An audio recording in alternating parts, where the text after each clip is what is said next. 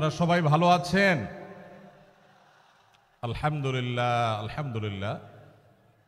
আল্লাহ রাব্বুল আলামিন আমাদের সবাইকে মৃত্যু পর্যন্ত ভালো থেকে নেক আমল করে আজকের এই মাহফিল থেকে উপকারী কথাগুলো শুনে আমলে নিয়ত করে যাওয়ার তৌফিক দান করুন, বলুন আমিন।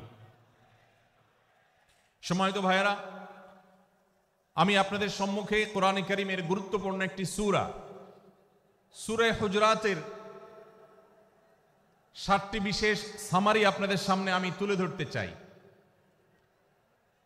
এই সূরার বিশেষ তাৎপর্য, এই সূরার যে বিশেষ বার্তা, আজ বাংলাদেশের যে সমাজ বাস্তবতা রয়েছে সেই সমাজ বাস্তবতায় সূরাতুল হুজরাত প্রতিটি ঘরে ঘরে প্রত্যেক মুসলমানকে বারবার পাঠ করা, পুনর্পাঠ করা প্রয়োজন।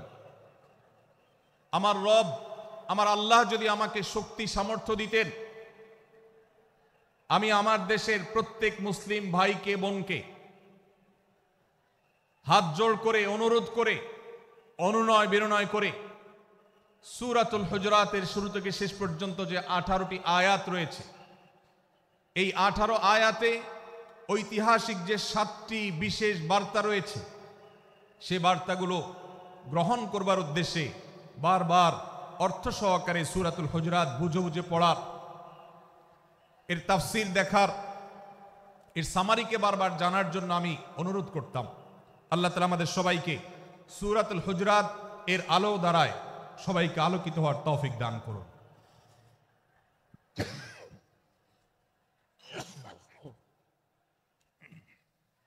সম্মানিত উপস্থিতি, আমি যে সূরার সামারি আপনাদেরকে বলতে যাচ্ছি, যে সূরাকে সামনে রেখে আজকের এই ঐতিহাসিক মাহফিলে কোরআনে কারীমের দেওয়া 7টি বার্তা দিতে চাইছি, সেই সূরার নাম হলো সূরাতুল হুজরাত। এই সূরা কোরআনে কারীমের 26তম পারায় অবস্থিত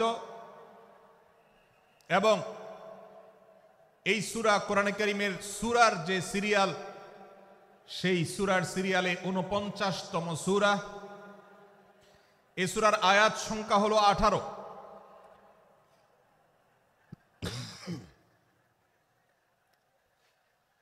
এই সূরার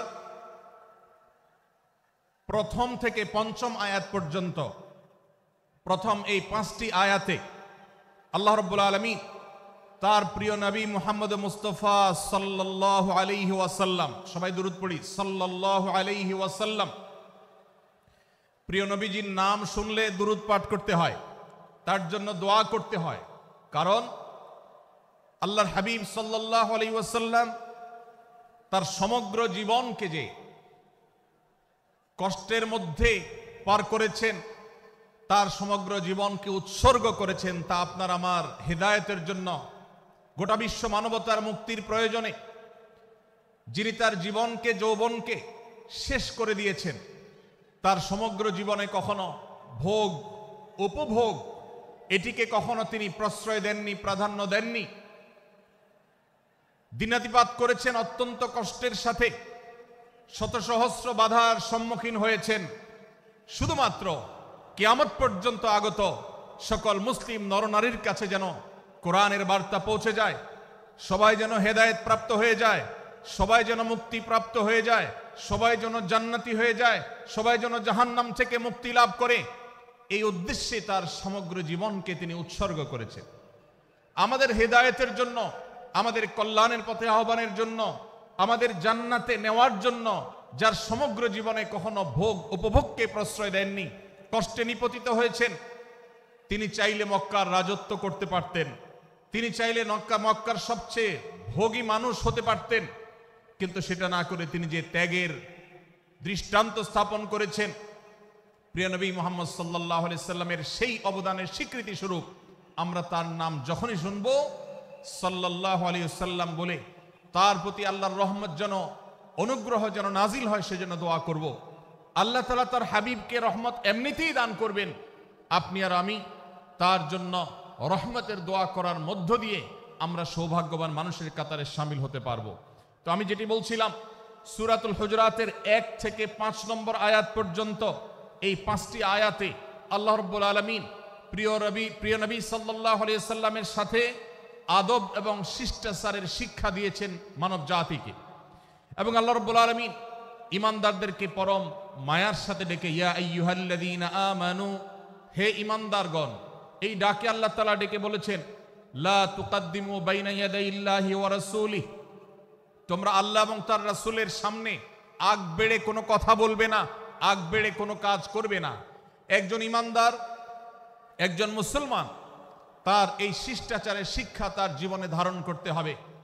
যখনই আল্লাহ কোনো কথা বলেছেন, আল্লাহ রাসূল সাল্লাল্লাহু আলাইহি সাল্লাম কোনো কথা বলেছেন, এটি নিশ্চিত হতে পারবো আমরা, তখন একজন ঈমানদার আর কখনো সেটার উপর কোনো কথা বলবে না, আগ বেড়ে কোনো কিছু করবে না, কোনো প্রকার সীমা লঙ্ঘন করবে না। ক্বাল আল্লাহ ক্বাল রাসূল, আল্লাহ বলেছেন, আল্লাহ রাসূল বলেছেন, এটি শোনার পর সে তার আপদ মস্তককে সারেন্ডার করবে, সে নিজেকে আত্মসমর্পণ করবে।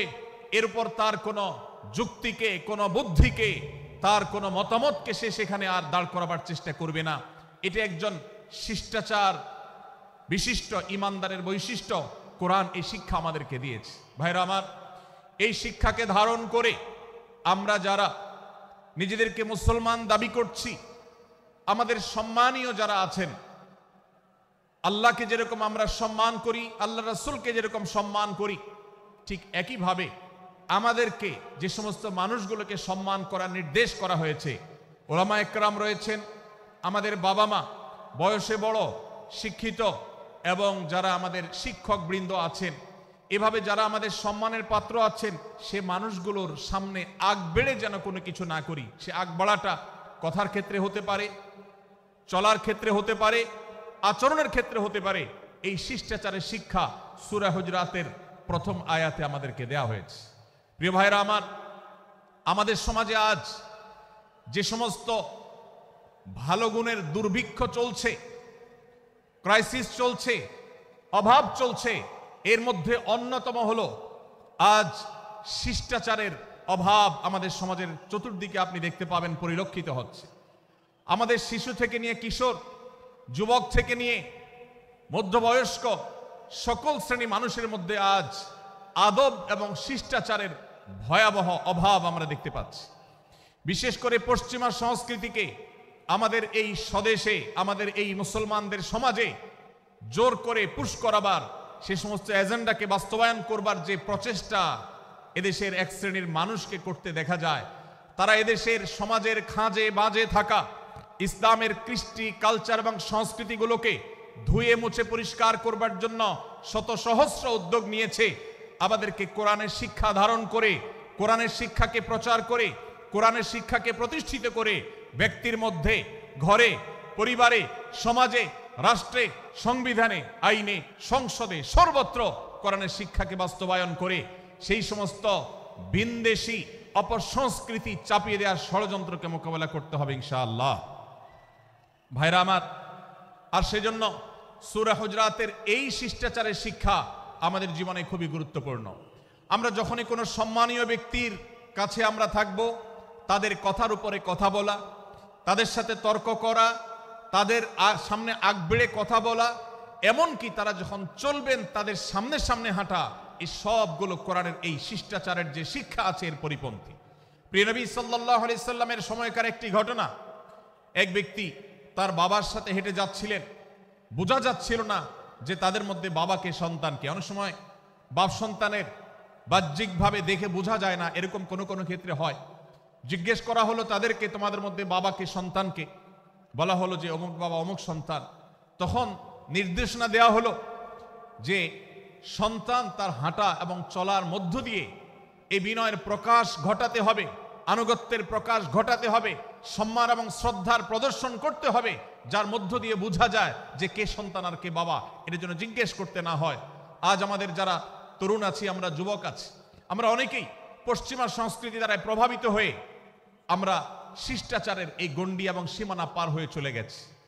কোরআন আমাদেরকে শিষ্টাচারের শিক্ষা দিচ্ছে যে আমরা সিনিয়রদের সামনে বিনয়ের সাথে আচরণ করব, তাদের সামনে সামনে চলা থেকে বিরত থাকব, যথাসম্ভব তাদেরকে অনুসরণ করার চেষ্টা করব, তাদের সাথে কথা হবে, তাদের আগ বেড়ে কথা হবে না, তাদের কোনো জিজ্ঞাসা থাকলে সেটার উত্তর হবে বিনয়ের সাথে। এই শিষ্টাচারের শিক্ষা আমাদেরকে দেয়া হয়েছে। এবং একইভাবে সূরা হুজুরাতের প্রথম বার্তার মধ্যে নবী সাল্লাল্লাহু আলাইহি সাল্লামের সাথে আরেকটি শিষ্টাচার শেখানো হয়েছে, তা হলো আল্লাহ রাব্বুল আলামিন আমাদের কণ্ঠকে, আমাদের আওয়াজকে, আমাদের কথাকে নবী সাল্লাল্লাহু আলাইহি সাল্লামের কথার চাইতে যেন আগ বেড়ে না যায়, তার চাইতে যেন উঁচু কণ্ঠে আমরা কথা না বলি, তার চাইতে যেন উচ্চ স্বরে কথা না বলি, সেই শিক্ষা দিয়েছেন। সেই শিষ্টাচারের শিক্ষা আমাদেরকে দেওয়া হয়েছে। ভাইরা আমার, প্রিয় নবী সাল্লাল্লাহু আলাইহি সাল্লামের সাহাবীরা নবী সাল্লাল্লাহু আলাইহি সাল্লামের প্রতি আদব এবং শিষ্টাচার এত বেশি প্রদর্শন করতেন যে নবী করিম সাল্লাল্লাহু আলাইহি সাল্লামের প্রতি এই শিষ্টাচারের কথা যখন বলা হয়, সাহাবীরা অনেকে নবী করিম সাল্লাল্লাহু আলাইহি সাল্লামের সাথে কথা বলতে রীতিমতো ইতস্তত বোধ করছিলেন যে কিভাবে কথা বলবো, না জানে জোরে হয়ে যায় এবং তাতে না জানে আমি বেয়াদবের কাতারে শামিল হয়ে যাই, শিষ্টাচার বহির্ভূত কাজ করে ফেলি। এবং আল্লাহ তাআলা যে সতর্কীকরণ করেছেন সূরা হুজুরাতের এই 1 থেকে 5 নম্বর আয়াতের মধ্যে, তার আওতায় আমি না জানে পড়ে যাই। তখন সাহাবায়ে কেরাম বিনয় এবং বিনম্রতা অবলম্বন করেছেন এবং তারা একরকম বিপাকে পড়ে গেছেন। এতটা তারা সভ্য ছিলেন, এতটা তারা নম্র ছিলেন, এতটা তারা বিনম্র আচরণ করতেন নবীজির সাথে। ভাইরা আমার, এই বিষয়টিও আমরা শুধুমাত্র আমাদের প্রিয় নবীজির জন্য নয়, এটি আমাদের মা বাবা, আমাদের সম্মানের পাত্র যারা আছেন, আমাদের বয়সে যারা সিনিয়র আছেন, তাদের সামনে কথা বলার সময় আমরা মেনটেন করে চলবো। অর্থাৎ আমরা উচ্চ কণ্ঠে তাদের সামনে কথা বলবো না। এই মাহফিলে এখনো শত শত হাজারো মানুষ হয়তো এমন আছেন যারা মায়ের সামনে, বাবার সামনে, বড় ভাইয়ের সামনে, শিক্ষকের সামনে, সিনিয়রদের সামনে, মুরব্বীদের সামনে, ওলামাদের সামনে উচ্চ কণ্ঠে কথা বলেন। প্রিয় ভাইরা আমার, আমরা মুসলমানদের সন্তান, আমরা মুহাম্মদ সাল্লাল্লাহু আলাইহি সাল্লামের উম্মত, আমরা আবু বকর, ওমর, ওসমান, আলী রাদিয়াল্লাহু আজমাইনের অনুসারী, আমরা কোরআনের অনুসারী। কোরআনের অনুসারী কখনো বেয়াদব হতে পারে? কোরআনের অনুসারী কখনো বেয়াদব হতে পারে? কোরআন যে শিষ্টাচারের শিক্ষা দিয়েছে, এই শিক্ষা আজ আমাদের মধ্যে ধারণ করতে হবে, আমাদের সন্তানদের শেখাতে হবে, আমাদের ঘরে ঘরে এই শিক্ষা চর্চা করতে হবে, আমাদের সমাজে এটিকে প্রতিষ্ঠিত করতে হবে। পশ্চিমা সংস্কৃতির যে ছোবল, সে ছোবল আমাদের সন্তানদেরকে আজকাল অনেক ক্ষেত্রে বেয়াদবে পরিণত করছে, তাদের অনেক সময় শিষ্টাচার থেকে বের করে দিচ্ছে। তারা কখনো স্বাধীনতার নামে, কখনো মত প্রকাশের নামে, কখনো বিভিন্ন নামে তারা কিন্তু হারিয়ে যাচ্ছে। আজকের এই বাস্তবতাকে উপলব্ধি করে সূরা হুজুরাতের 1 থেকে 5 নম্বর আয়াত এর শিক্ষাকে আমাদের মধ্যে ধারণ করতে হবে। আল্লাহ তাআলা আমাদের সবাইকে সেই তৌফিক দান করুন। ভাইরা আমার, সূরা হুজুরাতের প্রথম বার্তা প্রিয় নবী সাল্লাল্লাহু আলাইহি সাল্লামের সাথে শিষ্টাচার, আল্লাহ এবং তার রাসূলের সামনে, আল্লাহ এবং তার রাসূলের সামনে আগ বেড়ে কোনো কথা না বলা, আগ বেড়ে কোনো আচরণ না করা, এটা তার প্রতি শিষ্টাচারের অংশ। এবং আল্লাহ রাসূলের সামনে উচ্চ কণ্ঠে জোরে কথা না বলা, এটাও তার প্রতি শিষ্টাচারের অংশ। আল্লাহ তাআলা আমাদেরকে এই শিষ্টাচার আমাদের জীবনের প্রত্যেকটা পদে পদে ধারণ করার তৌফিক দান করুন, বলুন আমিন। ভাইরা আমার, সূরা হুজুরাতের দ্বিতীয় যে শিক্ষা, সেই শিক্ষাটা বর্ণিত হয়েছে এই সূরার 6 থেকে 8 নম্বর আয়াত। 6 থেকে 8 নম্বর এই আয়াতের মধ্যে আল্লাহ রাব্বুল আলামিন আমাদেরকে দ্বিতীয় শিক্ষা দিয়েছেন, ঈমানদার কখনো কোনো কথা বলার আগে সেই কথা সত্য কিনা, বাস্তব কিনা সেটি যাচাই বাছাই না করে বলবে না। ঈমানদার কখনো গুজবে কান দিবে না। ঈমানদার কখনো শোনা কথার উপরে ভিত্তি করে কোনো সিদ্ধান্ত গ্রহণ করবে না। এই শিক্ষাটাও আজকের বাস্তবতার আলোকে আমাদের সমাজের জন্য অত্যন্ত গুরুত্বপূর্ণ এবং প্রয়োজনীয়। প্রিয় ভাইরা আমার, আমাদের চতুর্পাশে যদি আমরা তাকাই, আমরা দেখতে পাবো সোশ্যাল মিডিয়াতে, ফেসবুকে আজকাল কোনো তথ্য উপাত্ত পেলে সেটার পরখ করা ছাড়া, যাচাই বাছাই করা ছাড়া, সত্য অসত্য নিরূপণ করা ছাড়া আমরা অনেকে সেটার প্রচার প্রচারণা নেমে যাই। আমরা অনেকে সেটার শেয়ার দেওয়া শুরু করে দেই। আমরা অনেকে এটার উপর ভিত্তি করে অনেককে নিন্দা মন্দ করা শুরু করে দেই।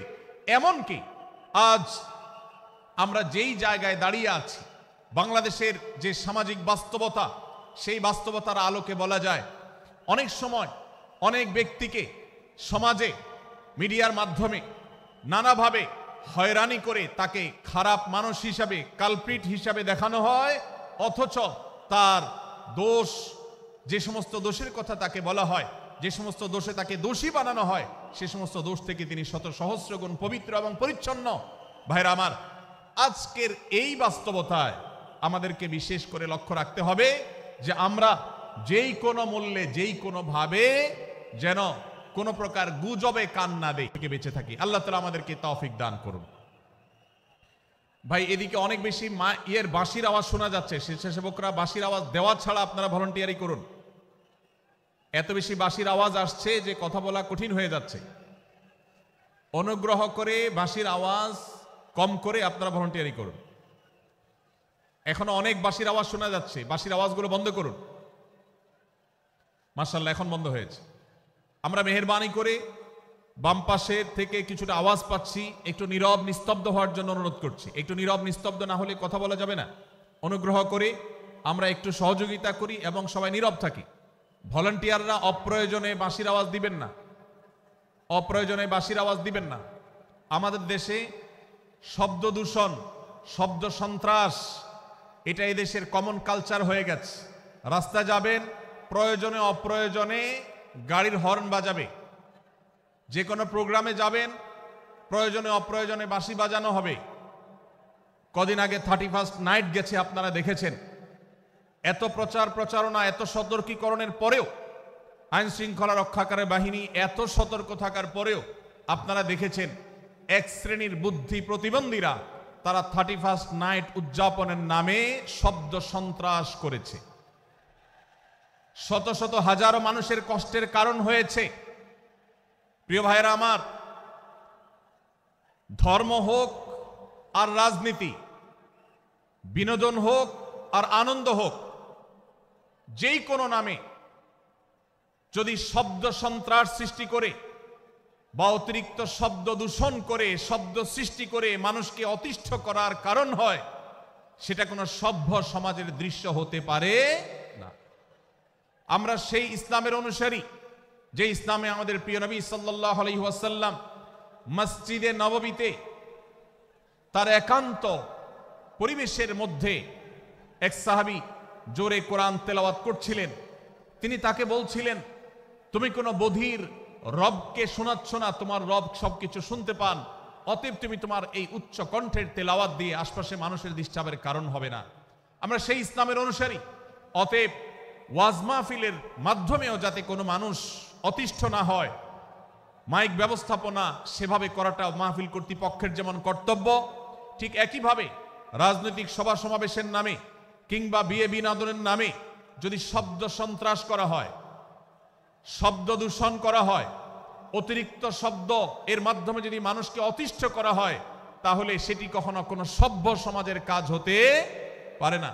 প্রিয় ভাইরা, এই জন্য আপনারা যারা তরুণ আছেন বয়সে, আপনাদেরকে আমি অনুরোধ করতে চাই, বিবাহ অনুষ্ঠানকে কেন্দ্র করে, আকিকাকে কেন্দ্র করে, নানা অনুষ্ঠানকে কেন্দ্র করে যে শব্দ সন্ত্রাস আমাদের দেশে হয়, এটি আমাদেরকে থামাতে হবে ইনশাআল্লাহ।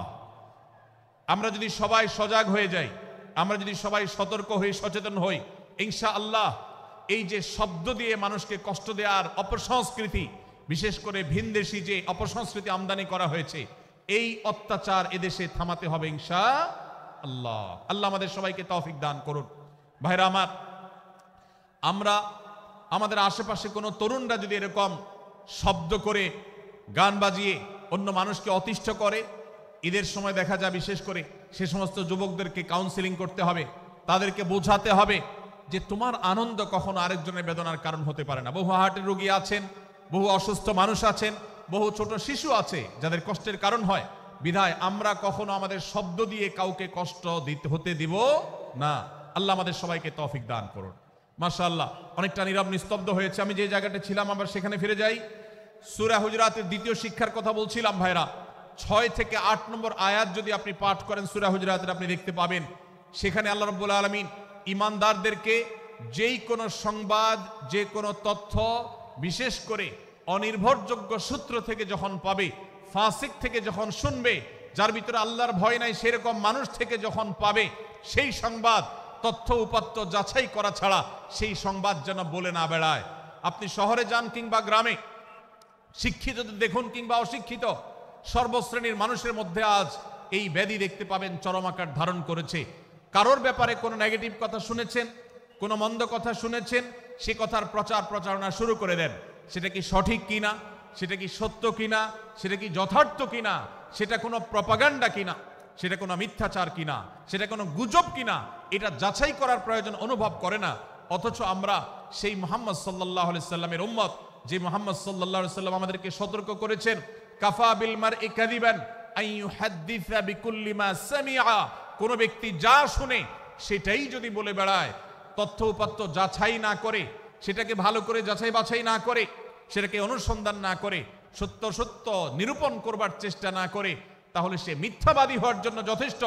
এজন্য আজকের এই মাহফিল থেকে আমরা অঙ্গীকার করে যাব, আজকের এই মাহফিল থেকে আমরা নিয়ত করে যাব, এই মজলিসে বসে এই মুহূর্তে নিজে নিজে সংকল্প করব, আমার জীবনে সোশ্যাল মিডিয়া কিংবা ফেসবুকে, ইউটিউবে অথবা অফলাইনে আমার বাস্তব জীবনে আমি কখনো কোনো মানুষ সম্পর্কে যে কোনো তথ্য উপাত্ত পেয়ে ভুল কোনো ধারণা, মন্দ কোনো ধারণা কারো প্রতি পোষণ করব না।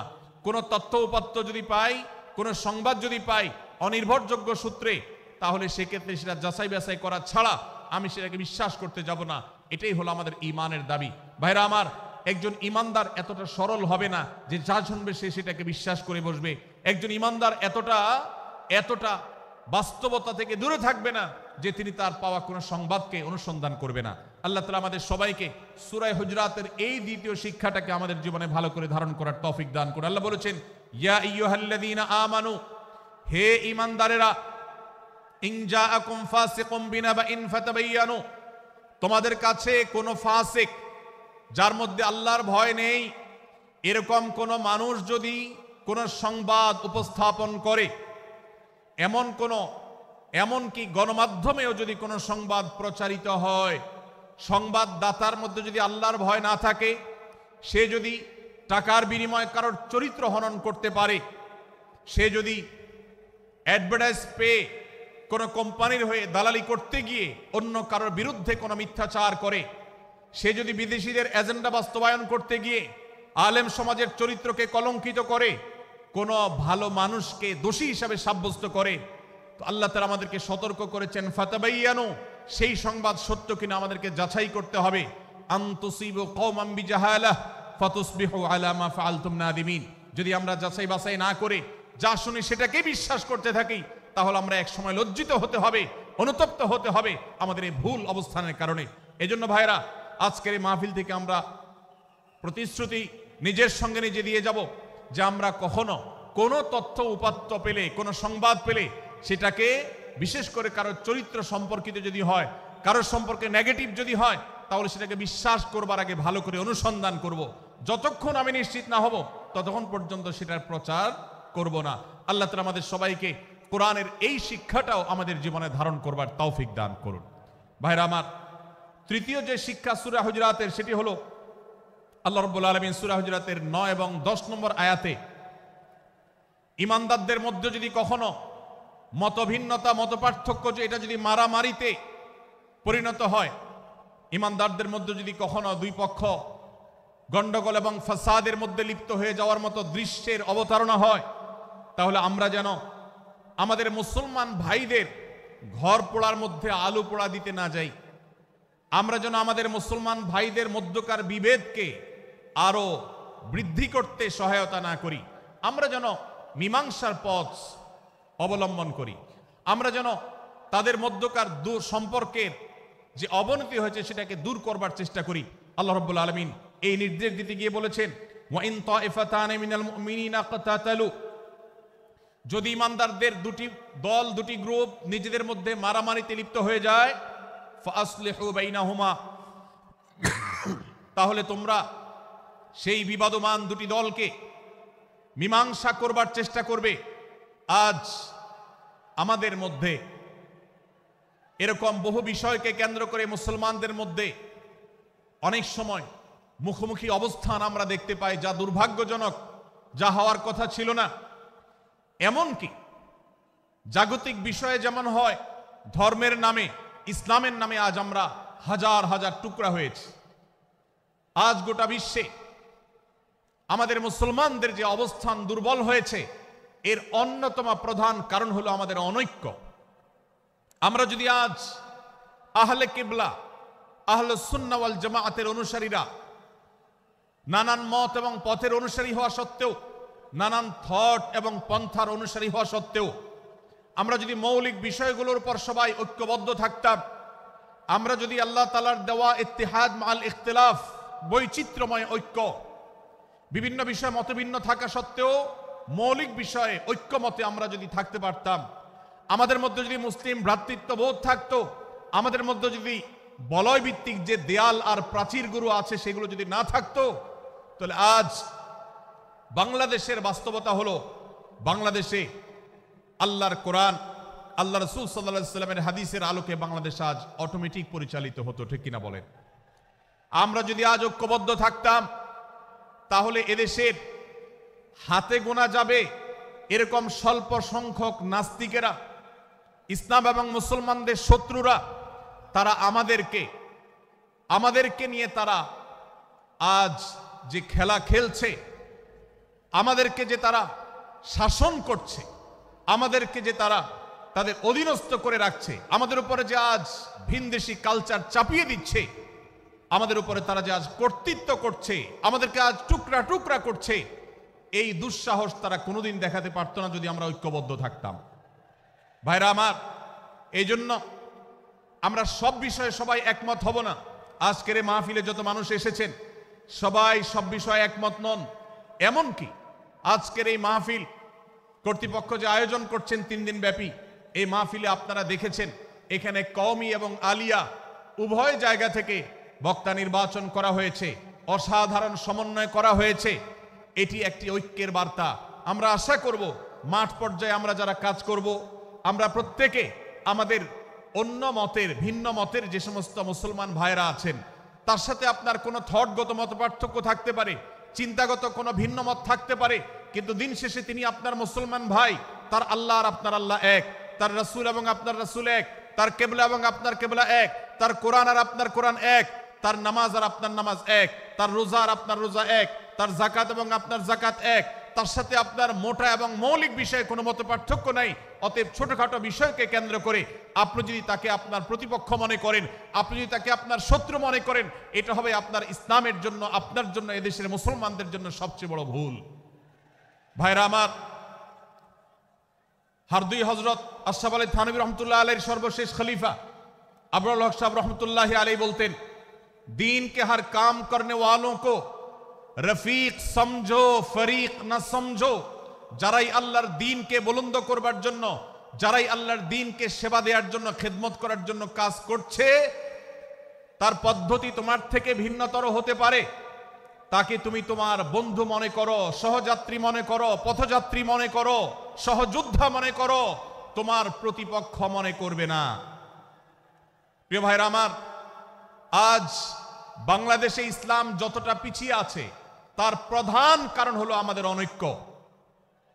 আজ আমরা যদি আমাদের মধ্যকার যে সমস্ত দেয়াল এবং প্রাচীরগুলো, অদৃশ্য প্রাচীরগুলো উঠে আছে, যেগুলো আমাদের মুসলিম ভ্রাতৃত্বকে ভেঙে খান খান করে দিয়েছে, টুকরো টুকরো করে দিয়েছে, যদি আজ আমরা সে সমস্ত অদৃশ্য প্রাচীরগুলো দূরে সরাতে পারতাম, আমার ভিন্ন মতের ভাইকে যদি আমার ভাই মনে করতে পারতাম, তার যদি আমি কল্যাণকামী হতে পারতাম, আল্লাহর কোরআনের ঘোষণা অনুযায়ী এই মুসলমানদের ঐক্যবদ্ধ শক্তিকে দমাবার শক্তি পৃথিবীর কারোর নাই, কারোর নাই, কারোর নাই।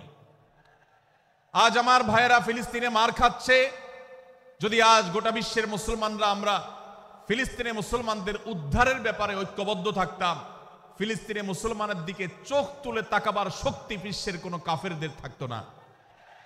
আজ যদি আমরা আমাদের মুসলমান নির্যাতিত ভাইদের ব্যাপারে সারা বিশ্বের মুসলমানরা ঐক্যবদ্ধ অবস্থান গ্রহণ করতে পারতাম, মুসলমানের দিকে চোখ তুলে তাকাবার শক্তি বিশ্বের কোনো কারোর থাকতো না।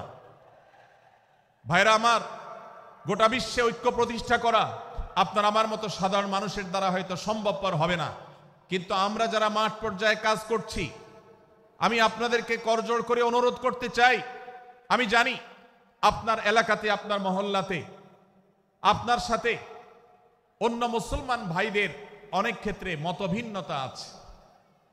সেটা রাজনৈতিক দৃষ্টিভঙ্গির ক্ষেত্রে হতে পারে, সেটা ধর্মীয় থট এবং মানহাজ, মাযহাব, মাসলাকগতভাবে হতে পারে, সেটা অন্য কোনো ইস্যুভিত্তিক মত পার্থক্য হতে পারে। আল্লাহর জন্য, আল্লাহর ওয়াস্তে, আল্লাহর ওই আয়াতকে মেনে আমল করার চেষ্টা করি আমরা। আল্লাহ বলেছেন, ওয়া'তাসিমু বিহাবলিল্লাহি জামিআন ওয়া লা তাফাররাকু, তোমরা আল্লাহর রশিকে সবাই ঐক্যবদ্ধভাবে আঁকড়ে করে ধরো, ঐক্যবদ্ধভাবে আল্লাহর রশিকে আঁকড়ে ধরো, তোমরা পরস্পর বিচ্ছিন্ন হয়ে যেও না। আমরা অনেক ফরজের কথা শুনেছি, নামাজ রোজা ফরজ আমরা জানি, বাবা মার প্রতি সদ্ব্যবহার করার ফরজের কথা আমরা জানি, আত্মীয়তার সাথে সুসম্পর্ক আত্মীয়তার বন্ধন রক্ষার কথা আমরা জানি, ফরজ হওয়ার কথা জানি, কিন্তু মুসলমানদের ঐক্যবদ্ধ থাকতে হবে এই ফরজের কথা আমরা অনেকেই জানি না। ভাইরা আমার, মুসলমানদেরকে আল্লাহ রাব্বুল আলামিন ঐক্যবদ্ধ থাকার নির্দেশ দিয়েছেন। এই ঐক্যটা এর মানে এই নয় যে সবাই এক মতের হয়ে যাবে সব বিষয়ে। বিভিন্ন বিষয়ে আমাদের মধ্যে মত পার্থক্য থাকবে, তারপরে আমরা একে অন্যের সহযোদ্ধা হব, সহযাত্রী হব, আমরা একে অন্যের কল্যাণকামী হব, একে অন্যের ভালো চাইব। আমার ভিন্ন মতের মুসলমানের কোনো ক্ষতিতে আমি খুশি হব না, তার ক্ষতিতে আমি কষ্ট পাবো, তার সাফল্যকে আমি এনজয় করব, আনন্দিত হব। এটা যদি করতে না পারি তো আমি কখনো খালেস এবং সাচ্চা মুসলমান হতে পারলাম না। আল্লাহ তাআলা আমাদের অন্তরগুলোকে উদার করে দিন, ব্রড করে দিন, প্রশস্ত করে দিন, বড় করে দিন, উম্মার ঐক্যের প্রয়াসী হওয়ার তৌফিক দান করুন বলুন আমিন। ভাইরা আমার, আমরা মহল্লায় মহল্লায়, এলাকায় এলাকায়, মসজিদে মসজিদে, আমাদের নিজস্ব বলয়ে, নিজস্ব অঙ্গনে আমরা চেষ্টা করব ভিন্ন ভিন্ন মতের মুসলিম ভাইকেও আমার ভাই হিসাবে আঁকড়ে ধরার, আপন করার। ডক্টর খন্দকার আব্দুল্লাহ জাহাঙ্গীর রাহিমাহুল্লাহ এই অঞ্চলের সন্তান। তিনি বলতেন, বেদাতে লিপ্ত কোনো মুসলমান, তার ব্যাপারেও আমি মনে করি আমার ভাই ভুলের মধ্যে আছেন, তার ব্যাপারে আমার মায়া মমতা কাজ করে, আমি তার কল্যাণকামী, তাকে আমার ভাই মনে করি। ঠিক একইভাবে আমার কোনো মুসলমান ভাইয়ের সাথে যদি আমার ভিন্ন মতের কারণে আমার মনে হয় যে তিনি ভুল পথে আছেন, তারপর তাকে আমি শত্রু ভাববো না, তার অকল্যাণ আমি চাইবো না। আজ বাংলাদেশের বাস্তবতায় যদি আমরা তাকাই, দেখতে পারবো ইসলাম এবং মুসলমানদের যত শত্রু আছে, আমরা দেখেছি গত কয়েক যুগ ধরে তাদের নিজেদের মধ্যে হাজারো বিভক্তি, হাজারো মত পার্থক্য থাকা সত্ত্বেও মুসলমানদের শত্রুতা করার ব্যাপারে তারা সবাই ঐক্যবদ্ধ। অথচ আমরা মুসলমানরা আমাদের আল্লাহ, আমাদের রাসূল, আমাদের কোরআন, আমাদের কিবলা, আমাদের সবকিছু এক হওয়া সত্ত্বেও ছোটখাটো বিষয়কে নিয়ে আমরা আমাদের মধ্যকার বিভেদের প্রাচীরগুলোকে দাঁড় করিয়ে রেখেছি, যার কারণে আমরা গোটা বিশ্বে যেমন মার খাচ্ছি, আমাদের এই প্রিয় মাতৃভূমিতেও আমরা সংখ্যায় সবচেয়ে বেশি হয়েও আমরা কালচারালি মাইনরিটি হয়ে আছি, সংস্কৃতিতে আমরা সংখ্যালঘু হয়ে আছি। সব ক্ষেত্রে আমাদেরকে ইগনোর করা হয়। 4 লক্ষ মসজিদের এদেশে 4 লক্ষ ইমাম আছেন, 4 লক্ষ মুয়াজ্জিন আছেন। এই মসজিদগুলো এদেশে এর নেটওয়ার্ক যতটা শক্তিশালী, এদেশের সকল রাজনৈতিক দলগুলোর নেটওয়ার্ককে যদি একত্র করা হয়, মসজিদগুলোর মতো এতটা শক্তিশালী নেটওয়ার্ক এদেশের সমাজে নাই। কিন্তু ওলামা একরামকে ইগনোর করা হয়, মুসলমানদের ইগনোর করা হয়। এদেশের আইনে কোরআন এবং সুন্নাহ এদেশের মুসলমানদের ধ্যান ধারণাকে কখনো বিবেচনায় আনা হয় না। এই যে মুসলমানদের আজ দুরবস্থা, এর অন্যতম প্রধান কারণ হলো আমাদের হাজার হাজার ভাগে বিভক্তি। এই বিভক্তির দেয়ালগুলোকে তুলতে হবে কি হবে না? যদি হয় তাহলে আপনি নিজে থেকে শুরু করে দিন। আপনি যেই মতই লালন করেন না কেন, আপনার ভিন্ন মতের মুসলমানকে আপনি ভাই মনে করবেন, তার সাথে বুক মিলাতে আপনার কষ্ট হবে না, তার সাথে বসতে আপনার অসুবিধা হবে না। ভিন্ন মতের আলেম, এক মতের আলেম আরেক মতের আলেমের সাথে বসতে অসুবিধা হবে না। এক মতের অনুসারী আরেক মতের অনুসারীকে ভাই বলতে অসুবিধা হবে না। আমরা সোশ্যাল মিডিয়াতে নিজেদের মধ্যে কামড়াকামড়ি করব না, নিজেদের মধ্যে আমরা ঝগড়া বিবাদ করব না। এবং যদি কেউ বিবাদে লিপ্ত হয়, সূরা হুজরাতের 9 এবং 10 নম্বর আয়াতের শিক্ষা বলছে, মুসলমানদের মধ্যে দুটি দল যদি মারামারিতে লিপ্ত হয়, তুমি সেখানে গিয়ে খোঁচাখুচি করে মারামারি বানানোর তো প্রশ্নই ওঠে না। বরং আল্লাহ বলছেন যে ফাসলিহু বাইনাহুমা, তাদের উভয়ের মধ্যে মীমাংসা করবার জন্য তুমি উদ্যোক্তা হও, তুমি উদ্যোগী হও। ভাইরা আমার, আমরা অনেকেই হয়তো জেনে থাকবো মিথ্যা এটা আল্লাহর জমিনের সবচেয়ে বড় জঘন্য অপরাধগুলোর মধ্যে থেকে একটি। একজন মুসলমান কোন অবস্থাতে মিথ্যা বলতে পারে না, কিন্তু কোন মুসলমান যদি অন্য মুসলমানের সাথে কখনো বিবাদ বিতণ্ডায় লিপ্ত হয়ে যায়, দুজন মুসলমান বা দুটি বলয়, দুটি পক্ষ, দুটি গোষ্ঠী মুসলমানদের, তাদের মধ্যে যদি কোনো বিষয় যদি ভুল বুঝাবুঝি তৈরি হয়, ভিন্ন মত সৃষ্টি হয়, একে অন্যের সাথে শত্রু ভাবাপন্ন হয়ে যায়, তাহলে তাদের দুইজনের মধ্যে বা দুই পক্ষের মধ্যে মীমাংসা করবার জন্য কেউ যদি মিথ্যা কথাও বলে, অর্থাৎ আপনি এক পক্ষের কাছে গিয়ে বললেন, ভাই আপনি যাকে এত খারাপ মনে করছেন, যার ব্যাপারে আপনি এতটা রাগান্বিত হয়ে আছেন, আমি তো জানি তিনি আপনার ব্যাপারে অনেক সফট চিন্তা রাখেন, আপনার ব্যাপারে অনেক ইতিবাচক ভাবনা রাখেন, আপনার ব্যাপারে অনেক সুধারণা পোষণ করেন।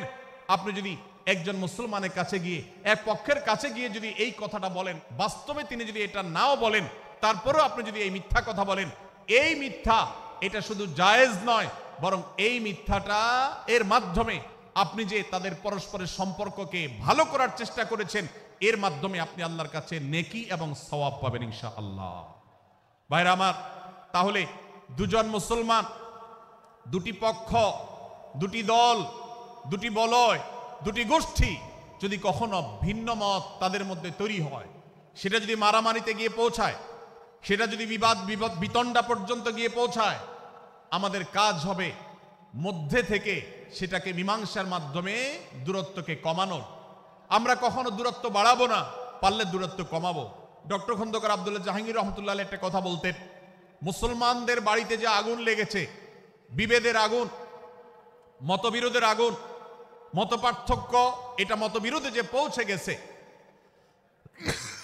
এ আগুন তিনি বলতেন, আমি নিভাবার মতো শক্তি আমার নাই, এত পাওয়ার নাই যে বহুদা বিভক্ত মুসলমানদেরকে আমি ঐক্যবদ্ধ করে ফেলবো, এত শক্তি আমার হাতে নেই। কিন্তু একটা শক্তি আমার কাছে আছে ভাই, সেটা হলো যে বিবাদমান মুসলমানদের মধ্যে বিবাদ যেন আর না বাড়ে, বিবাদের যে আগুন লেগেছে সে আগুনে যেন আর ঘি ঢালা না হয়, কেরোসিন ঢালা না হয়, সেজন্য আমি ভূমিকা রাখতে পারি।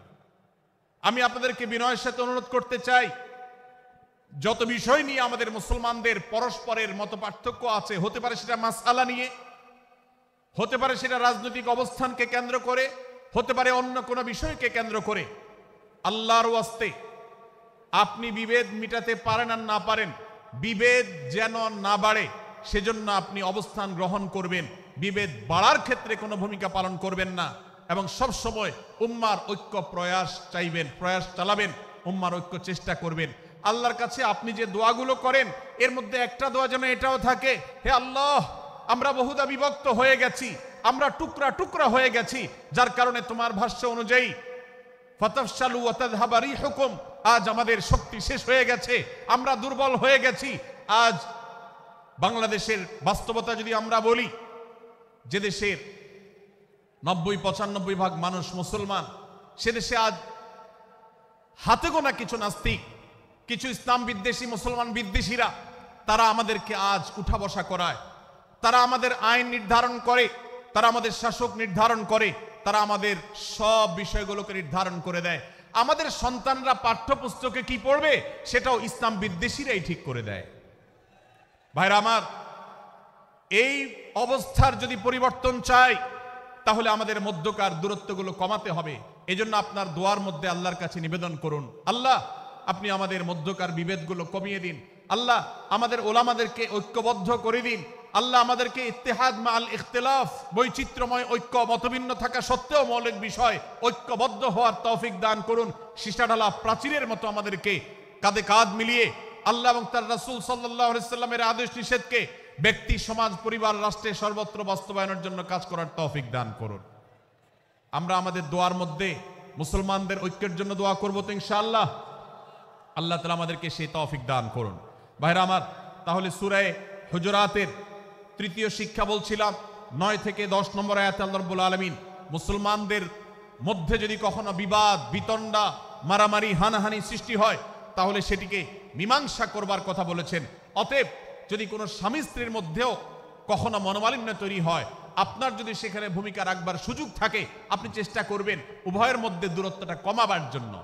আমরা অনেকে আজকাল নামাজ কালাম পড়ি, রোজা রাখি, দাড়ি রাখি, অনেক ভালো ভালো কথা বলি, অথচ দুজনের মধ্যে গন্ডগোল লাগলে আমরা সেখানে এক পক্ষ হয়ে আরেক পক্ষকে আমরা খেপিয়ে তুলি। পারলে অনেকে চগলখড়ি করেন, প্রত্যেক পক্ষের কাছে গিয়ে অপর পক্ষের ব্যাপারে মিথ্যা কথা বলে তাদের মধ্যে ভেজালকে আরো বাড়িয়ে দেন। এই জন্য নবী সাল্লাল্লাহু আলাইহি ওয়াসাল্লামের ঐতিহাসিক হাদিস রয়েছে, লা ইয়াদখুলুল জান্নাতা নাম্মাম, যে ব্যক্তি চগলখড়ি করে, দুজনের মধ্যকার গন্ডগোল ফাসাদ বৃদ্ধিতে যে ব্যক্তি ভূমিকা রাখে, ভেজাল লাগায়, এই চগলখোর কখনো জান্নাতে যাবে না। আমাদের অনেকেরই এই দুঃস্বভাব আছে, এই খারাপ চরিত্র আছে। সূরা হুজুরাত, এই যেন আমাদের আজকের যে সমাজ বাস্তবতা আছে, আমাদের যে ব্যাধি আছে, ব্যক্তিগত পর্যায়ে আমাদের পরিবারের, সমাজের সর্বত্র যে ব্যাধিগুলো ছেয়ে গেছে, সূরা হুজুরাতের প্রতিটি আয়াত যেন সেই ব্যাধির সবচেয়ে বড় মহৌষধ, সেটা যেন সবচেয়ে বড় প্রতিষেধক, সেটা যেন সবচেয়ে বড় সমাধান। এই জন্য আমি বলেছি শুরুতে, আমার যদি আল্লাহ শক্তি সামর্থ্য দিতেন, প্রত্যেক মুসলমানের হাতে পায়ে ধরে সূরা হুজরাতের 18টি আয়াত, প্রত্যেকটি আয়াত আমি আমার মুসলমান ভাইদেরকে বলতাম, বারবার পড়ুন, বারবার পাঠ করুন, বোঝার চেষ্টা করুন, জীবনকে পরিবর্তন করুন।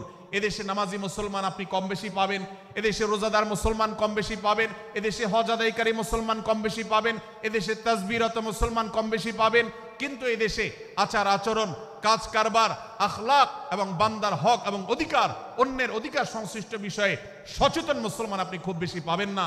আর এজন্যই আমাদের জান্নাতের পথে অনেক বড় অন্তরায় হয়ে আছে।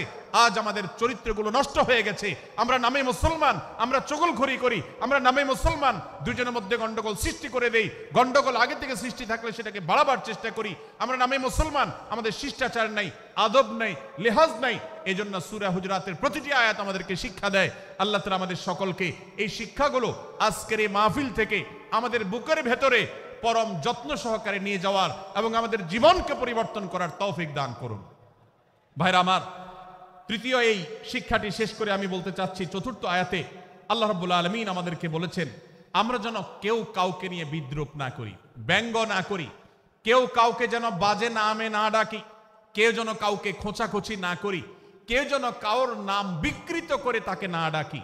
ভাইরা আমার, এই আয়াতটি আমি শুরুতে তেলাওয়াত করেছি। আল্লাহ বলেছেন, ইয়া আইয়ুহাল্লাযীনা আমানু লা ইয়াসখার কওমুম মিন কওমিন আসা আন ইয়াকুনু খায়রাম মিনহুম। হে ঈমানদারেরা, হে মুসলমানেরা, তোমাদের কেউ যেন অন্য কারোর নাম ধরে অন্য কাউকে ব্যঙ্গ বিদ্রূপ ঠাট্টা না করে। আমরা একে অন্যকে নিয়ে ঠাট্টা করি কি করি না? বিদ্রূপ করার রোগ আমাদের মধ্যে আছে না নাই? ভাইরা আমার, জাগতিক বিষয় তো আছেই, এমনকি দুর্ভাগ্যজনক বাস্তবতা হলো ধর্মের নামে, ইসলামের নামে একদল মুসলমান অপর দল মুসলমানকে নিয়ে হাসি, ব্যঙ্গ, বিদ্রূপ, রাসাহাসি এবং নাম বিকৃত করা এবং খোঁচাখুচি করা, এই কাজগুলো আমাদের মধ্যে আছে না নাই? আমরা যারা ইসলামের খেদমত মনে করে আমার ভিন্ন মতের, ভিন্ন দলের মুসলমানকে খোঁচাখুচি করি, আমরা যারা আল্লাহর খেদমত মনে করে, ইসলামের সেবা মনে করে, দাওয়াতের কাজ মনে করে, ইসলাম প্রচার মনে করে ভিন্ন মতের অন্য দলের মুসলমানকে নিয়ে ব্যঙ্গ বিদ্রূপ আর হাসাহাসি করি, তাদেরকে সোশ্যাল মিডিয়াতে, অনলাইনে, অফলাইনে তুচ্ছ-তাচ্ছিল্য করি, আল্লাহর শপথ করে বলছি এটা ইসলামের সেবা নয়, এটা হলো প্রবৃত্তির পূজা, এটা হলো আপনার নফসের পূজা, এটা হলো আপনার প্রবৃত্তির গোলামি করা, এটা আল্লাহর গোলামি নয়, এটা ইসলামের খেদমত নয়, এটা ইসলামের 12টা বাজানো। ভাইরা আমার, একজন মুসলমান অন্য মুসলমানকে নিয়ে ব্যঙ্গ বিদ্রূপ করতে পারে না। আমার মুসলমান ভাই যদি কোনো ভুল কথা বলে, ভুল কাজ করে, আমি যথাযথ নিয়মে তাকে সংশোধনের চেষ্টা করব, সমালোচনা করার দরকার হলে সেটাও করব, কিন্তু হাসাহাসি নয়, বিদ্রূপ নয়, ব্যঙ্গ করা নয়। আজ আমাদের তরুণদের মধ্যে এটা একটা আর্টে পরিণত হয়েছে। আপনারা রোস্টিং ভিডিওর কথা কম বেশি সবাই জেনে থাকবেন। রোস্টিং ভিডিওর কথা আপনারা জানেন কি জানেন না? ভাইরা আমার, রোস্টিং ভিডিও নামটা দেখেন, অর্থাৎ কাউকে রোস্ট করা। আমরা মুরগি রোস্ট করার কথা জানি, এখন মানুষ রোস্ট করার সিস্টেম শুরু হয়েছে। একজন মানুষের কোনো ভুল কিছু পেয়েছেন, অবশ্যই আপনি সমালোচনা করবেন। আপনি একজন মুসলমান হিসেবে জানতে হবে কারোর ভুলের সমালোচনার মূলনীতি আছে। মূলনীতি আছে না নেই? কোরআন এবং সুন্নাহর বাতানো যে প্রিন্সিপাল, সেটাকে লক্ষ্য করে, সেটাকে আমলে নিয়ে, সেটাকে ধরে ধরে যদি আপনি সমালোচনা না করেন, তাহলে আপনার এই সমালোচনা এটাই আপনাকে জাহান্নামে নেওয়ার কারণ হতে পারে।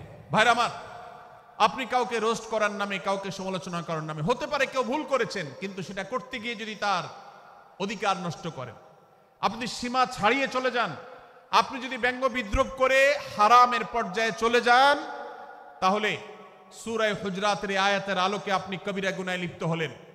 আমরা অনেকে আছি যে ব্যক্তিগত পর্যায়ে এই বিদ্রূপ করাটাকে আমরা কোনো বিষয় মনে করছি না। সোশ্যাল মিডিয়াতে অনেকগুলো ভিডিও ক্লিপ আছে, আপনাদের চোখে নিশ্চয়ই পড়েছে, আমার চোখে বহু পড়েছে, যে অনেক সময় দেখা যায় বিনোদনের নামে কাউকে খোঁচাখুচি করা, কাউকে অপমান করা, কাউকে হয়তো ধাক্কা দিয়ে পানি দিয়ে ফেলে দেয়া, কাউকে কষ্ট দেয়া, কাউকে হয়তো প্রতারিত করা, এটাকে আমরা এনজয় করি। অনেক ভিডিও ক্লিপে দেখা যায় এভাবে কাউকে কোনোভাবে অপমানিত করে, কাউকে কোনোভাবে ধোকা দিয়ে বোকা বানিয়ে আমরা এনজয় করি, আমরা হাসাহাসি করি। আমাদের রুচি নষ্ট হতে হতে আজ এই পর্যায়ে এসেছে যে এটা আমাদের এনজয়ের বিষয় হয়েছে, এটা আমাদের আনন্দের বিষয় হয়েছে। ভাইরা আমার, সূরা হুজরাতের এই আয়াত অর্থাৎ 11 নম্বর আয়াত, এই আয়াত বলছে আমাদের জন্য কোন মুসলমানকে, কোন মানুষকে ব্যঙ্গ বিদ্রুপ করা হারাম। কোন মুসলমানকে ব্যঙ্গ বিদ্রুপ করা কি হারাম। অতএব আপনি রসিকতা করেও যদি কারোর সাথে ব্যঙ্গ বিদ্রুপ করেন এবং সেটা যদি তার মনে কষ্ট হওয়ার কারণ হয়, তিনি যদি সমাজের মানুষের কাছে হেয় প্রতিপন্ন হন, তাহলে ইসলামী শরিয়ার দৃষ্টিকোণ থেকে সারা বিশ্বের সমস্ত ওলামাদের ঐক্যমতে সেটা হারাম। আমরা চুরি করা হারাম জানি, আমরা ডাকাতি করা হারাম জানি, আমরা মাদক সেবন করা হারাম জানি, আমরা নামাজ ত্যাগ করা হারাম জানি।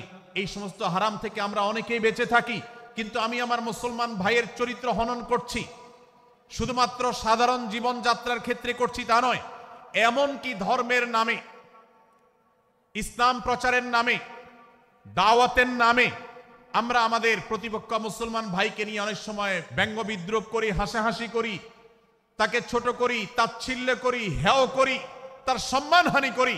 আমরা জানি না আমাদের প্রিয় নবী সাল্লাল্লাহু আলাইহি ওয়াসাল্লাম এর একটা হাদিস আমাদের সামনে রয়েছে, সহিহ মুসলিমে বর্ণিত হয়েছে।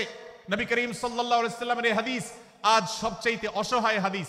অসহায় হাদিস এই জন্য বললাম যে আজকের এই হাদিসের উপরে কেউ আমল করে না, এই হাদিসটাকে কেউ পাত্তা দেয় না, এই হাদিসকে কেউ গুরুত্ব দেয় না।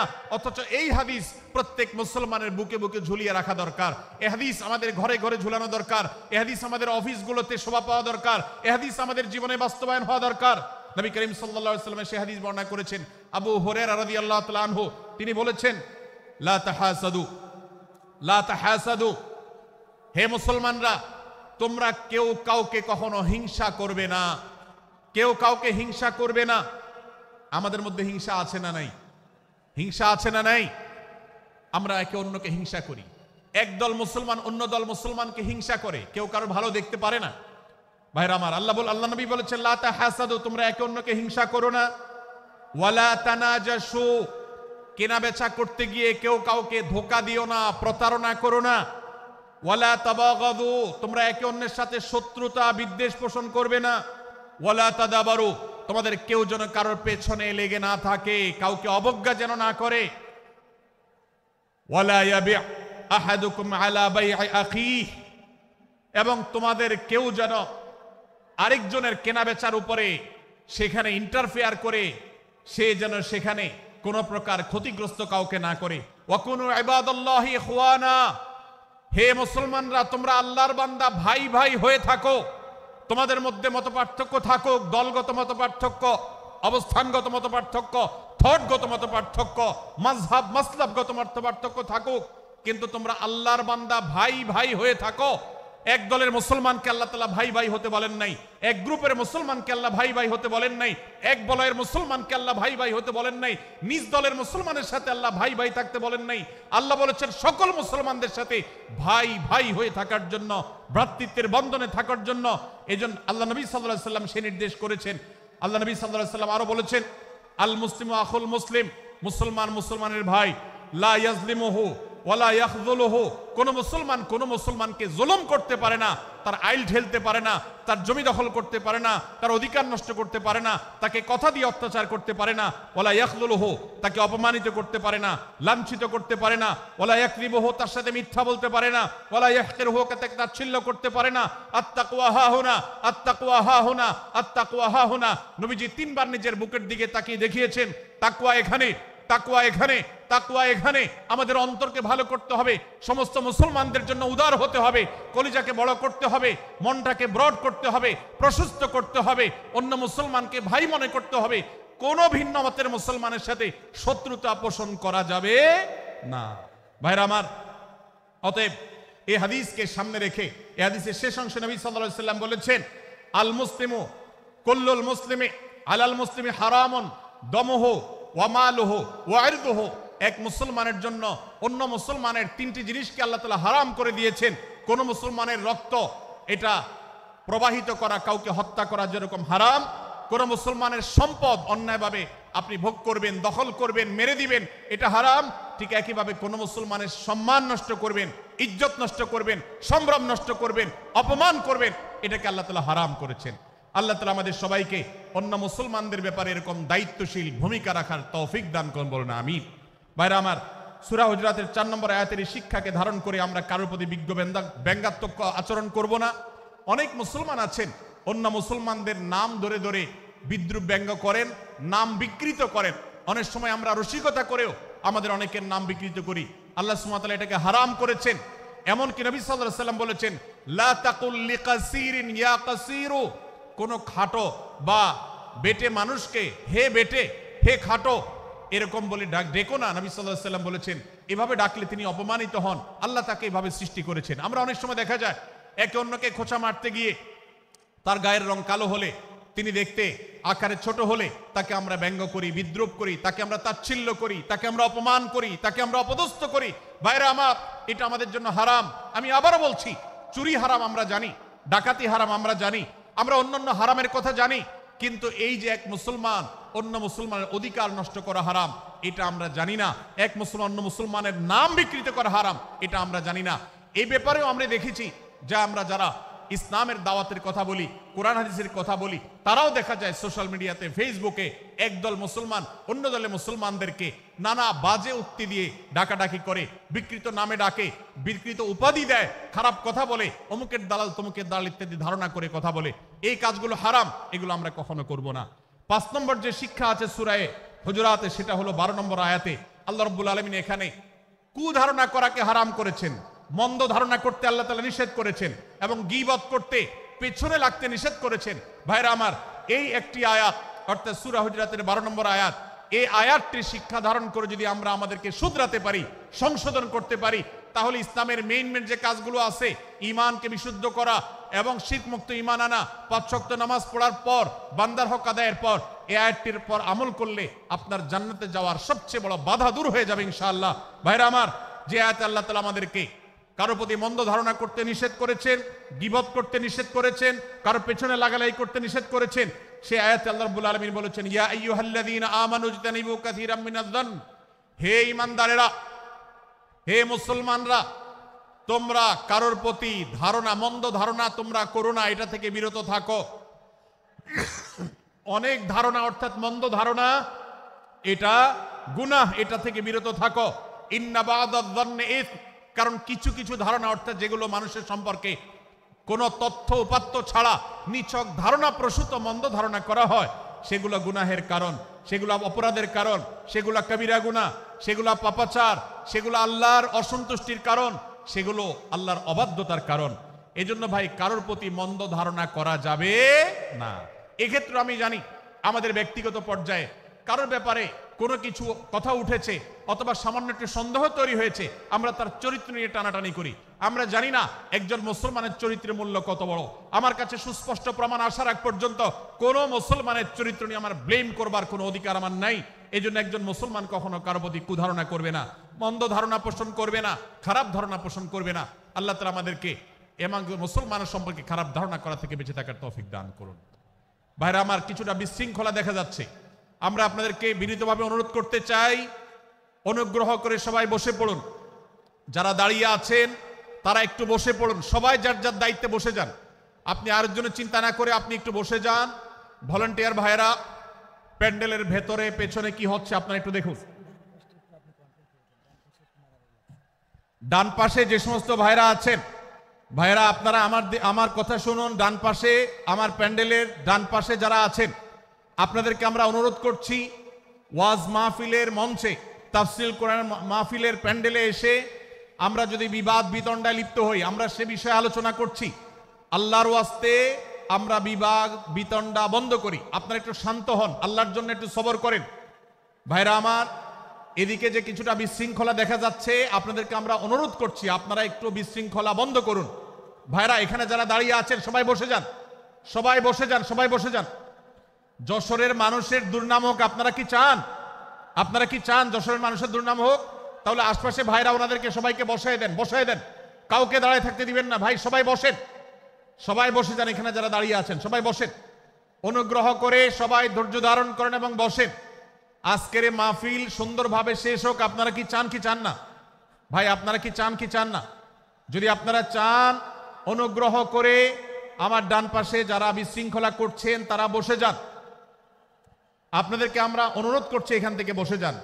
আপনারা কি ডক্টর মিজানুর রহমান আজহারী সাহেবের আলোচনা শুনতে চান কি চান না? যদি চান তাহলে মেহেরবানি করে আওয়াজ বন্ধ করে পরিবেশ শান্ত করে। এখানে অল্প কিছু মানুষের মধ্যে বিশৃঙ্খলা দেখা যাচ্ছে। কোনো কারণে এত বড় মাহফিল, এত মানুষের, লাখো লাখো মানুষের সমাগম, এখানে কোনো কারণে ঝামেলা হতেই পারে, কিন্তু আমরা অনুগ্রহ করে ধৈর্য ধারণ করি। ধৈর্য কোথায়? সবাই বসে যাই, সবাই বসে যান, আওয়াজ বন্ধ করে। ভলান্টিয়ার ভাইরা এদিকে বিনয়ের সাথে মানুষদেরকে বসানোর জন্য চেষ্টা করেন। আশেপাশের যারা আছেন বসে, তারা দাঁড়ানো ভাইদেরকে হাতে পায়ে ধরে বসান। সবাই সবাইকে টান দিয়ে বসান। ভাই এপাশে যারা বিশৃঙ্খলা আচরণ করছেন তারা আপনারা একটু বসেন। আপনারা যদি বিশৃঙ্খলা আচরণ না থামান তাহলে সেক্ষেত্রে মাহফিল সুন্দরভাবে শেষ করা যাবে না। আমার আলোচনার শেষের দিকে আমরা আলোচনা শেষ করে এশার নামাজ পড়বো, তারপরে আমাদের শেষ অধিবেশন হবে ইনশাআল্লাহ।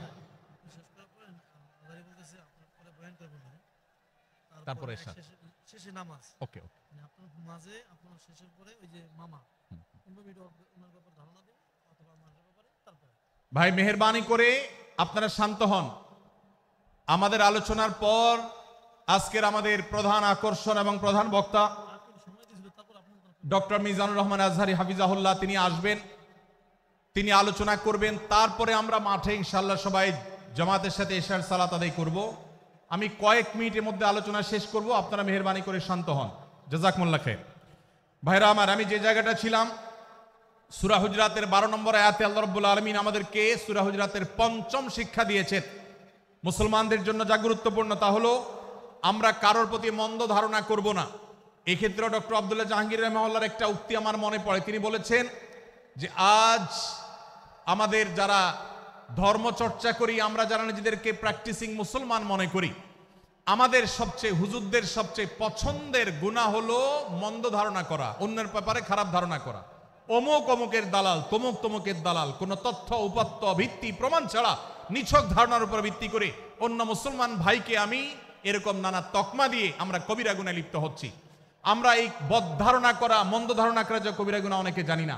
অনেকে অনেকের পেছনে লাগছি, অনেকের ওয়াজ শুনছি দোষ বাইর করার জন্য, স্ট্যাটাস পড়ছি ভুল বাইর করার জন্য।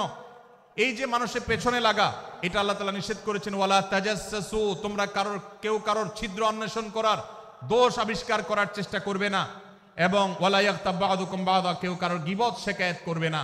এই আয়াতে আমাদেরকে কেউ কারোর পেছনে পরনিন্দা করতে নিষেধ করেছেন। ইসলাম বলে আমরা মানুষের সামনে মানুষের ভুলের কথাগুলো বলবো বিনয়ের সাথে, যাতে তিনি সংশোধিত হন, আর তার পেছনে প্রশংসা করব। আমরা করি উল্টা, আমরা মানুষের সামনে এসে মানুষের প্রশংসা করি আর তার পেছনে গিয়ে তার দুর্নাম করি। ইসলামকে যদি আমরা মানতাম সমাজটা সুন্দর হয়ে যেত। আমরা যদি সামনে কারোর দোষ বলতাম তাহলে তিনি সংশোধিত হতেন, আর পেছনে যদি গুণ বলতাম তাহলে তিনি ভালো সেখান থেকে শিক্ষা গ্রহণ করতেন। সূরা হুজরাতের 6 নম্বর শিক্ষা 13 নম্বর আয়াতে আল্লাহ তাআলা বলেছেন যে আমাদের সবার গোড়া কোত্থেকে এসেছে, আমাদের গর্বের কোনো বাহ্যিক কারণ নাই তাকওয়া ছাড়া। আল্লাহ বলেছেন, ইয়া আইয়ুহান নাস ইন্না খালাকনাকুম মিন যাকারিন ওয়া উনসা, হে মানুষ সকল, তোমাদেরকে আমি মানুষ, নারী এবং পুরুষ, আদম এবং হাওয়া থেকে সৃষ্টি করেছি। ওয়াজআলনাকুম শুউবান ওয়া ক্বাবাইলা লিতাআরাফু, বিভিন্ন গোত্রে তোমাদেরকে আমি বিভক্ত করেছি পরিচয়ের জানার জন্য শুধুমাত্র। আর আল্লাহ বলেছেন শেষে, ইন্নাল্লাহা আলিমুন খাবীর, তোমরা কি করো আল্লাহ জানে। অতএব আমাদের কারোর উপর কারো কোনো শ্রেষ্ঠত্ব নেই তাকওয়া ছাড়া। আল্লাহ বলেছেন, ইন্না আকরামাকুম ইনদাল্লাহি আতকাকুম, আমাদের মধ্যে সবচেয়ে মর্যাদাবান হবে তিনি যার মধ্যে তাকওয়া সবচেয়ে বেশি হবে। আমাদের কোনো বংশগত গৌরব, কোনো অঞ্চলগত গৌরব, অন্য কোনো গৌরব আমাদের থাকবে না, শুধু তাকওয়ার গৌরব আমাদের থাকতে পারে। সেটাও গর্ব, নিষিদ্ধ গর্ব বা অহংকারের মতো নয়, বরং সেটা আমাদের বিনয়ের জায়গা। সর্বশেষ 7 নম্বর যে শিক্ষা সূরা হুজরাতের রয়েছে, সেটা 14 এবং 14 থেকে 18 নম্বর আয়াতে আল্লাহ তাআলা ঈমান এবং ইসলামের চিহ্ন উল্লেখ করেছেন।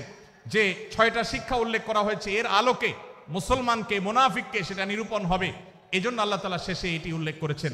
এই 7টি শিক্ষাকে ধারণ করে আমরা আমাদেরকে ভালো মুসলমান হিসেবে গড়ে তোলার চেষ্টা করব, আমাদের জীবনকে সাজাবার চেষ্টা করব। আল্লাহ তাআলা আমাদের সবাইকে তৌফিক দান করুন। আমি আবারও এক নজরে বলে শেষ করছি, সূরা হুজরাত কোরআনে কারীমের 26তম পারার একটি সূরা, 49 নম্বর সূরা, কোরআনের 18টি আয়াতের আছে।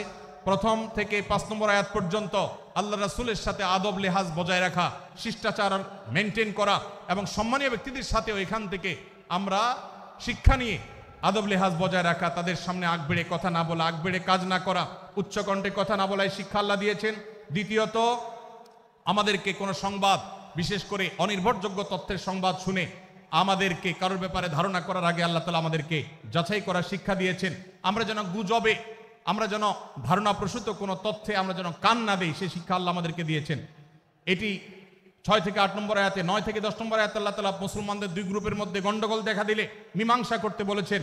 এবং 4 নম্বর শিক্ষা 11 নম্বর আয়াতে বিদ্রুপ করতে নিষেধ করেছেন আল্লাহ তাআলা, কারণ নাম ধরে ব্যঙ্গ করাকে হারাম করা হয়েছে। এবং 5 নম্বর শিক্ষা 12 নম্বর আয়াতে আল্লাহ তাআলা দিয়েছেন, কারোর প্রতি মন্দ ধারণা করা যাবে না, কারোর পেছনে লাগা যাবে না, এবং কারোর মন্দ নামে কাউকে ডাকা যাবে না, কারোর সমালোচনা তার পেছনে করা যাবে না, এগুলোকে হারাম করা হয়েছে। 6 নম্বর শিক্ষা 13 নম্বর আয়াতে আল্লাহ বলেছেন, আমাদের সবার মধ্যে কারোর কোনো শ্রেষ্ঠত্ব নাই তাকওয়া ছাড়া। যার তাকওয়া যত বেশি, আল্লাহ ভীতি যত বেশি, তিনি আল্লাহর কাছে তত শ্রেষ্ঠ এবং সেরা। 7 নম্বর সর্বশেষ শিক্ষা হলো 14 থেকে 18 নম্বর আয়াতে আল্লাহ রাব্বুল আলামিন ঈমানদারদের আলামত, মুনাফিকদের আলামত উল্লেখ করেছেন। সেখান থেকে শিক্ষা নিয়ে আমরা আমাদের ঈমানকে পরখ করার চেষ্টা করব, আমাদের আমলকে পরখ করার চেষ্টা করব। আল্লাহ তাআলা আমাদেরকে সূরা হুজরাতের আলোকে আমাদের জীবনকে গঠন করার তৌফিক দান করুন, বলুন আমিন। আল্লাহ তাআলা আমাদের সবাইকে আজকের এই তাফসীর কোরআন মাহফিল থেকে সূরা হুজরাতের এই 7টি শিক্ষাকে ধারণ করে ভালো মুসলমান, যে মুসলমান সম্পর্কে নবীজি বলেছেন আল মুসলিমু আখুল মুসলিম, মুসলমান মুসলমানের ভাই। যে হাদিসে নবীজি বলেছেন যে আল মুসলিমু মান সালিমাল মুসলিমুনা মিন লিসানিহি ওয়া ইয়াদি, মুসলমান সে যার হাত আর মুখ দ্বারা অন্য কোনো মুসলমান কষ্ট পায় না, নিরাপদে থাকে। আমরা আমাদের সমাজকে শান্তিপূর্ণ সুশৃঙ্খল রাখতে হলে আমাদেরকে মুসলমান হতে হবে, ভালো মানুষ হতে হবে। আমাদের হাত মুখ দ্বারা কেউ কষ্ট পাবে না, কারোর হক নষ্ট করব না, কারোর অধিকার নষ্ট করব না, কারোর কষ্টের কারণ হবে না, কাউকে আঘাত করব না, কাউকে গালি দিব না, কারোর কোনো প্রকার অধিকার খর্ব করব না, জুলুম করব না। আল্লাহ তাআলা আমাদের সবাইকে কোরআন এবং হাদিস যে মুসলিমের চিত্র অঙ্কন করেছে, কোরআন এবং হাদিসে মুসলিমের যে রূপরেখা বর্ণনা করেছে, কোরআন এবং হাদিসে যে আদর্শ মুসলমানের চিত্র উপস্থাপন করেছে, আল্লাহ আমাকে, আপনাকে, আমাদের সবাইকে সেই মুসলমান হওয়ার তৌফিক দান করুন, বলুন আমিন। ভাইরা আমার, আমরা মুসলমানরা যদি কোরআন হাদিসের আলোকের সে আদর্শ মুসলমান হতে পারি, বিশ্বের মানচিত্র পরিবর্তন হতে সময় লাগবে না, বাংলাদেশের পরিস্থিতি পরিবর্তন হতে সময় লাগবে না।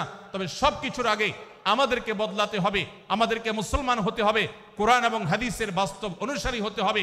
প্রকৃত কোরআন হাদিসের অনুসারী হতে পারলেই ইনশাআল্লাহ ইসলামের জয় হবে, কোরআন হাদিসের বিজয় হবে, মুসলমানদের বিজয় হবে, মুসলমানদের দুর্দিনের পরিবর্তন আসবে। আমরা বিশ্ববাসীকে দেখাতে পারবো আমরা সবচেয়ে আদর্শবাদী, আমরা বিশ্বের মানবতার সবচেয়ে বড়, সবচেয়ে বড় আমরা অনুসারী এবং মানবতাকে সবচেয়ে বেশি প্রতিষ্ঠাকারী। আল্লাহ তাআলা আমাদের সবাইকে, বিশ্ব মানবতাকে, আমাদের ইসলামের সৌন্দর্যকে আমাদের ব্যক্তি জীবনে চর্চা করার মধ্য দিয়ে, পরিবার এবং সমাজে চর্চা করার মধ্য দিয়ে ইসলামের সৌন্দর্যকে আল্লাহ তাআলা তুলে ধরার তৌফিক দান করুন।